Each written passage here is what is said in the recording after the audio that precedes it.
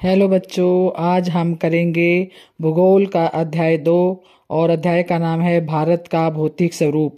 जैसे हमने पहले अध्याय के पाठ्य पुस्तक में से आधारित महत्वपूर्ण प्रश्न किए थे, इसी प्रकार हम अध्याय 2 के भी पाठ्य पुस्तक पर आधारित महत्वपूर्ण प्रश्न करेंगे।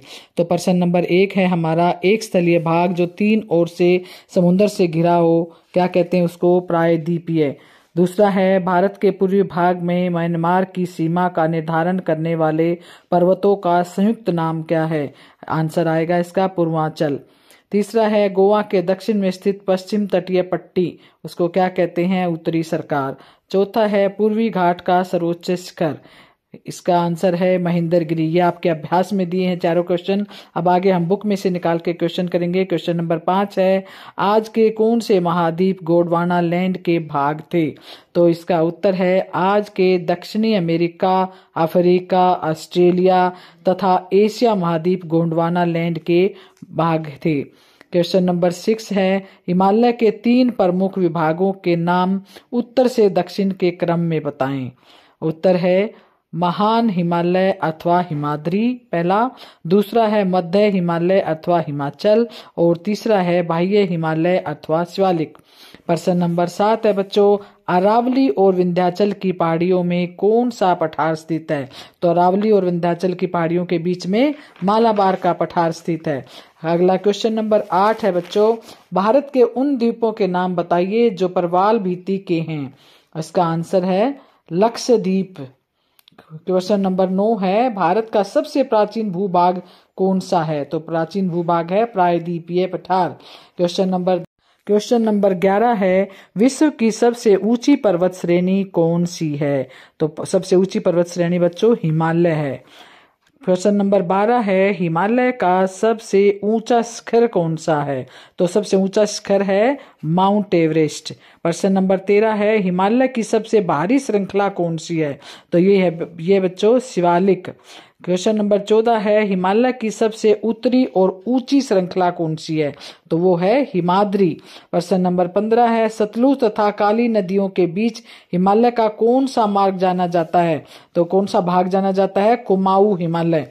प्रश्न नंबर 16 है, पूर्वांचल की कौन सी पहाड़ियां हैं? तो पूर्वांचल की पहाड़ियों का नाम है नागा, मिर्जो और पटकोई। प्रश्न नंबर 17 है, भारत का अत्यधिक उत्पादक क्षेत्र कौन सा है? तो ये है बच्चों उत्तरी मैदान। प्रश्न नंबर 18 है, प्रायद्वीपीय पठार की मृदा कौन सी है? तो बच्चों प्रायद्वीपीय पठार की मृदा काली मृदा है। प्रश्न नंबर 19 है, लूनी नदी सबसे बड़ी नदी है, कहाँ की है? ये भारतीय मरुस्थल की सबसे बड़ी नदी। ये उल्टा भी आता है क्वेश्चन, ऐसे भी पूछा जाता है कि भारतीय मरुस्थल की सबसे बड़ी नदी कौन सी है? तो लूनी नदी।